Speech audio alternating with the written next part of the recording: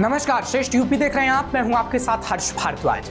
RSS को लेकर केंद्र सरकार ने एक बड़ा फैसला लिया है और करीब 58 साल पहले सरकारी कर्मचारियों के आरएसएस के कार्यक्रम में शामिल होने पर लगे बैन को केंद्र सरकार ने हटा दिया है।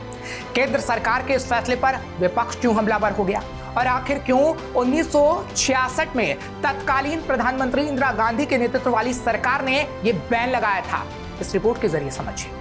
आरएसएस मतलब राष्ट्रीय स्वयंसेवक संघ। कहने को तो आरएसएस एक सामाजिक संगठन है, लेकिन हर कोई जानता है कि आरएसएस और बीजेपी के बीच क्या संबंध है। इन्हीं संबंधों को लेकर अक्सर विपक्षी दल बीजेपी और बीजेपी की नेतृत्व वाली राज्य सरकारों और केंद्र सरकार को घेरते हुए आए हैं और ये हमले बीजेपी पर तब से और तल्ख हो गए हैं जब से सरकार ने आरएसएस और सरकारी कर्मचारियों से जुड़े एक मामले में बड़ा फैसला ले लिया है। दरअसल अब राष्ट्रीय स्वयंसेवक संघ के कार्यक्रमों में सरकारी कर्मचारी भी हिस्सा ले सकेंगे, क्योंकि केंद्र सरकार ने 58 साल पुराने उस प्रतिबंध को हटा दिया है जिसके तहत सरकारी कर्मचारी आरएसएस के कार्यक्रम में हिस्सा नहीं ले सकते थे। दरअसल सरकार ने कहा है कि समीक्षा की गई है और ये निर्णय लिया गया कि 30 नवंबर 1966, 25 जुलाई 1970 और 28 अक्टूबर 1980 के संबंधित कार्यालय ज्ञापनों से राष्ट्रीय स्वयंसेवक संघ का उल्लेख हटा दिया जाए। ऐसे में सवाल उठता है कि आखिर 1966 में ये प्रतिबंध क्यों लगा दिए गए थे, जिसके चलते सरकारी कर्मचारी आरएसएस के कार्यक्रम में शामिल नहीं हो सकते थे। ये जानेंगे, लेकिन उससे पहले केंद्र सरकार के फैसले पर मची सियासी खलबली पर नजर डालते हैं। कांग्रेस नेता जयराम रमेश ने ट्वीट कर कहा है कि फरवरी 1948 में गांधी जी की हत्या के बाद सरदार पटेल ने आरएसएस पर प्रतिबंध लगा दिया था। इसके बाद अच्छे आचरण के आश्वासन पर प्रतिबंध को हटाया गया। इसके बाद भी आरएसएस ने नागपुर में कभी तिरंगा नहीं फहराया। 1966 में आरएसएस की गतिविधियों में भाग लेने वाले सरकारी कर्मचारियों पर प्रतिबंध लगाया गया था और ये निर्णय सही था। जयराम रमेश ने तत्कालीन सरकार के संबंधित आदेश की कॉपी भी शेयर की है। साथ ही वर्तमान सरकार के आदेश की कॉपी भी जयराम रमेश ने सोशल मीडिया पर शेयर की।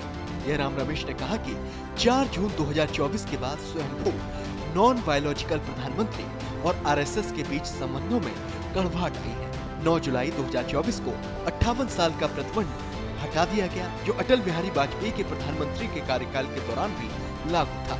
मेरा मानना है कि नौकरशाही अब निक्कर में भी आ सकती है। सिर्फ कांग्रेस नहीं, दूसरे विपक्षी दल भी केंद्र सरकार के फैसले के खिलाफ मजबूत मोर्चाबंदी कर रहे हैं। मायावती ने कहा है कि सरकारी कर्मचारियों को आरएसएस की शाखाओं में जाने पर 58 साल से जारी प्रतिबंध को हटाने का केंद्र का निर्णय देश हित से परे है। राजनीति से प्रेरित संघ से जुड़ा ये निर्णय तुष्टिकरण का है। मायावती ने आरएसएस बीजेपी की हालिया खींचतान पर तंज कसा है। मायावती ने इशारों में बीजेपी और आरएसएस के संबंधों पर हमला बोला है। मायावती ने कहा है कि सरकारी नीतियों और इनके अहंकारी रवैयों आदि को लेकर लोकसभा चुनाव के बाद ही दोनों के बीच तीव्र हुई तल्खी को दूर करने के लिए सरकारी कर्मचारियों को अब आरएसएस के कार्यक्रम में शामिल होने की अनुमति दी जा रही है। सरकारी कर्मचारियों को संविधान और कानून के दायरे में रहकर निष्पक्षता के साथ जन कल्याण में कार्य करना जरूरी होता है, जबकि कई बार प्रतिबंधित रहे आरएसएस की गतिविधियाँ काफी राजनीतिक ही नहीं बल्कि पार्टी विशेष के लिए चुनावी भी रही है। ऐसे में ये निर्णय अनुचित है, इसे तुरंत वापस लिया जाना चाहिए। अखिलेश यादव भी यानी कि समाजवादी पार्टी भी बीजेपी पर हमलावर है। ऐसे में विपक्षी दलों के हमले पर बीजेपी अपना पक्ष रख रही है। बीजेपी आईटी सेल प्रमुख अमित मालवीय ने सरकार के फैसले को सही ठहराते हुए अपने तर्क दिए हैं। ऐसे में चौतरफा मची घमासान के बीच ये भी जान लेते हैं कि आखिर 1966 में ऐसा क्या हुआ कि तत्कालीन प्रधानमंत्री इंदिरा गांधी के नेतृत्व वाली सरकार ने आरएसएस के कार्यक्रम में सरकारी कर्मचारियों के शामिल होने पर प्रतिबंध लगा दिया था। दरअसल 7 नवंबर 1966 को तत्कालीन प्रधानमंत्री इंदिरा गांधी ने राष्ट्रीय स्वयंसेवक संघ आरएसएस के कार्यक्रमों में सरकारी कर्मचारियों के शामिल होने पर प्रतिबंध लगाने का आदेश दिया था। ये आदेश दिल्ली में हुए गौरक्षा आंदोलन के दौरान हिंसा के बाद आया था, जिसमें कई लोगों की मौत हुई थी। इस हिंसा के बाद सरकार ने निर्णय लिया था कि सरकारी कर्मचारी आरएसएस के कार्यक्रमों में शामिल नहीं हो सकते। इस आदेश का उद्देश्य सरकारी कर्मचारियों को किसी भी सांप्रदायिक या राजनीतिक कार्यक्रमों में हिस्सा लेने से रोकना था, जिससे सरकारी तंत्र की निष्पक्षता और समर्पण बनाए रखा जा सके।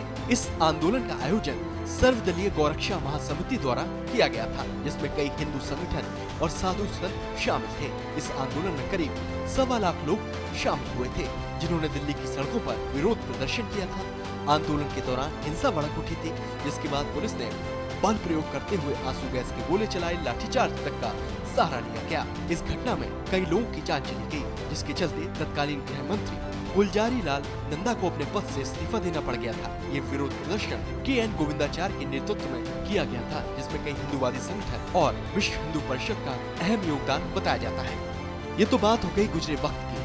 बहरहाल अब केंद्र सरकार के नए आदेश के मुताबिक सरकारी कर्मचारी RSS के कार्यक्रम में शिरकत कर सकते हैं। ऐसे में केंद्र सरकार का RSS को लेकर ये फैसला आने वाले वक्त में क्या रंग दिखाएगा, ये तो बात की बात है। लेकिन उससे पहले ही विपक्षी दलों ने मोर्चा खोल दिया है और बीजेपी और RSS पर एक के बाद एक हमले जारी हैं। फिलहाल ऐसी और खबरों के लिए आप देखते रहिए श्रेष्ठ यूपी।